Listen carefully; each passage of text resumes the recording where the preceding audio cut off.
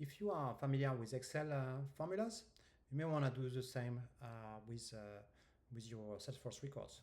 So let's just dive into here the formula option into your SOQL query.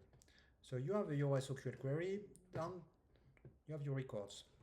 So the idea here is to add a formula that would be a new column showing here, where you can check, for example, the name, you can check the description, the size, if it contains special character, and so on.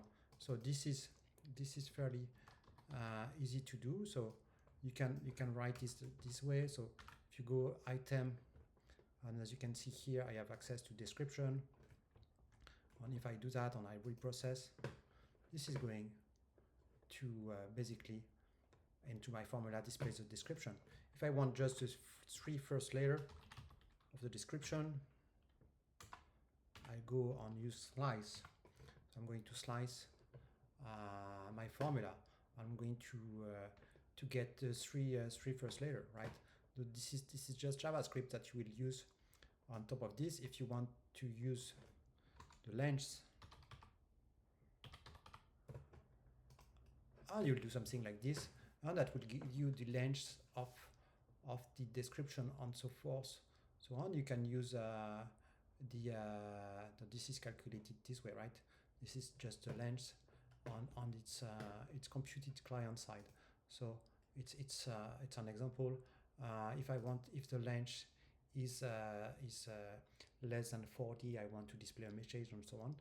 It's possible. If you want to check that some character does not exist, if you want to split and so on, anything that you can build with JavaScript here, like I'm going to split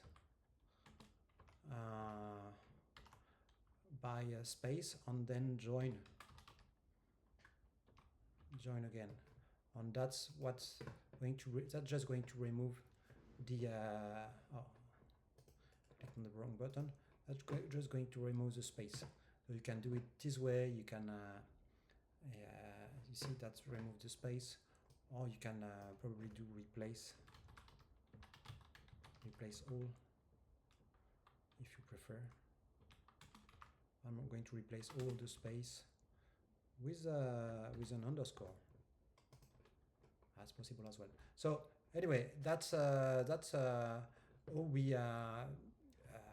you can use formulas on top of SOQL.